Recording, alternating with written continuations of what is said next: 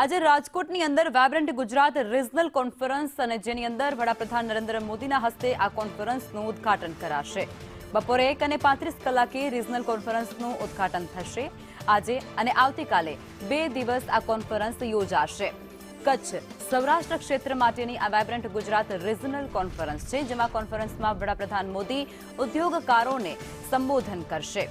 Green growth અને blue energy મુદ્દે કોન્ફરન્સની અંદર ખાસ ચર્ચાઓ પણ કરવામાં આવનાર છે। રાજકોટની અંદર તેનું આયોજન છે। 55 એકર વિશાળ જગ્યામાં આ વાયબ્રન્ટ ગુજરાત સમિટને પ્રદર્શન કરવામાં આવશે અને આ ઉપરાંત આ જે સમિટ છે તેમાં 26,400 સ્ક્વેર મીટરમાં 6 જેટલા ડોમ ઊભા કરવામાં આવ્યા છે, કારણ કે અહીં પણ અસંખ્ય લોકો પહોંચવાના છે, ખાસ કરી ઉદ્યોગકારો ત્યાં પહોંચવાના છે।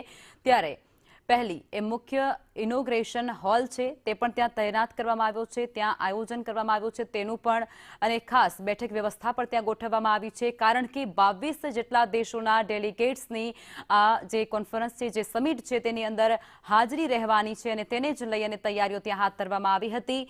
350 જેટલા વિદેશી ડેલિગેટ્સ પણ હાજર રહી શકે।